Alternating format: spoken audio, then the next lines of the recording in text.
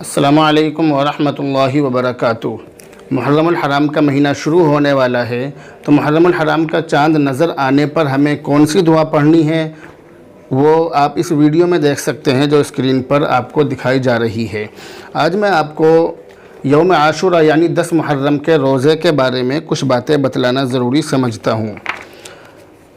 10 محرم کا روزہ، 10 محرم پر کتنے روزے رکھنے ہیں، روزے کی نیت کیسے کرنی ہے، اور 10 محرم کے روزہ رکھنے کا طریقہ کیا ہے، کیا اس کی فضیلت ہے، یہ چیزیں میں آپ کو بتلانے جا رہا ہوں۔ تو 10 محرم کے روزے کی حدیثوں کے اندر بہت زیادہ فضیلت اور عظمت بیان کی گئی ہے۔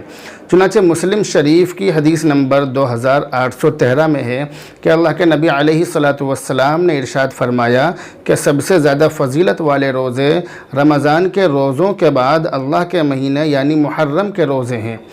جبکہ دوسری حدیث کے اندر جو ہے عبداللہ ابن عمر رضی اللہ عنہ سے مروی ہے، اس کے اندر اللہ کے نبی علیہ السلام نے یہ ارشاد فرمایا کہ جس نے عرفہ کے دن کا روزہ رکھا تو عرفہ کے دن کا روزہ رکھنے سے اس کے 2 سال کے گناہ معاف ہو جائیں گے، اور جس نے محرم کے مہینے میں کسی بھی ایک دن کا روزہ رکھا، محرم کے مہینے کے جو دن ہیں ان دنوں میں سے کسی بھی ایک دن کا روزہ رکھا تو ہر روزے کے بدلے اس کو 30 روزے رکھنے کا ثواب ملے گا۔ جبکہ حضرت جابر بن سمرہ رضی اللہ تعالی عنہ سے یہ حدیث مروی ہے، وہ فرماتے ہیں کہ رحمت عالم صلی اللہ علیہ وسلم ہمیں عاشورہ یعنی 10 محرم کا روزہ رکھنے کا حکم فرماتے تھے اور ہمیں اس کی ترغیب بھی دیا کرتے تھے۔ اب ہم اس بات پر بحث کرتے ہیں کہ 10 محرم کا جو روزہ ہے،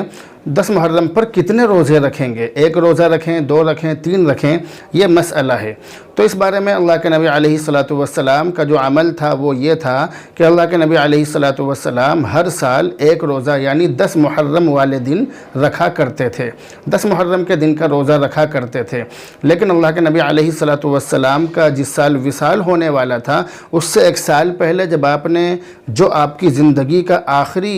مرتبہ آپ کی زندگی میں 10 محرم کا دن آیا تو اللہ کے نبی علیہ السلام نے یہ ارشاد فرمایا تھا کہ اگر میں اگلی سال زندہ رہا تو اس 10ویں روزے کے ساتھ ایک اور ملا لوں گا، یعنی 9 یا 11 تاریخ کا روزہ اس کے ساتھ ملا لوں گا۔ لیکن اللہ کے نبی علیہ السلام کا وصال ہو گیا اور آپ اس مہینے کے جو 2 روزے ہیں وہ جس کے بارے میں آپ نے فرمایا تھا کہ اگلے سال زندہ رہا تو 2 روزے رکھوں گا، ایک اور ملا لوں گا، تو اللہ کے نبی علیہ السلام کو اس پر عمل کرنے کی نوبت نہیں آئی۔ لیکن صحابہ کرام نے اس چیز کی اہمیت کو جانتے ہوئے صحابہ کرام نے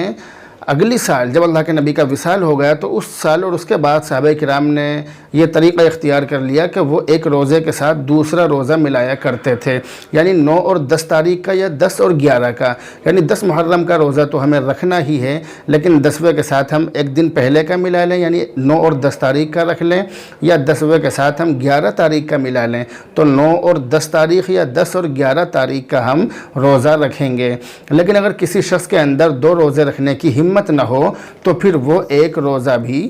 رکھ سکتا ہے، 10 محرم کا روزہ بھی رکھ سکتا ہے۔ ایسا نہیں ہے کہ صرف 10 محرم کا روزہ رکھنے سے اس کو گناہ ملے گا، ایسا نہیں ہے۔ اگر کوئی شخص چاہے تو صرف 10 محرم کا بھی روزہ رکھ سکتا ہے، مگر مستحب یہی ہے کہ 10ویں کے ساتھ ایک اور ملا لیا جائے، یہ زیادہ بہتر ہے اور مستحب بھی ہے۔ کیونکہ اس دن یہودی بھی روزہ رکھتے تھے تو اللہ کے نبی نے اس لیے ارشاد فرمایا تھا کہ ان کے ساتھ تھوڑی سی مشابہت ہو جاتی ہے، اس لیے ہم چاہتے ہیں کہ ان کے ساتھ مشابہت نہ ہو، اس لیے 2 روزے رکھے جائیں، کیونکہ اس دن یہودی بھی روزہ رکھتے تھے۔ تو بہرحال اب ہم اس پر گفتگو کرتے ہیں کہ بھئی 10 محرم کے روزے کی نیت کیسے کریں گے۔ تو 10 محرم کے روزے کی نیت اس طرح کریں گے کہ نیت دل کے ارادے کا نام ہے، یہ اصل سمجھ لیجئے آپ کہ نیت دل کے ارادے کا نام ہے۔ اگر آپ نے دل سے نیت کر لی کہ میں 10 محرم کا روزہ رکھ رہا ہوں تو کافی ہے۔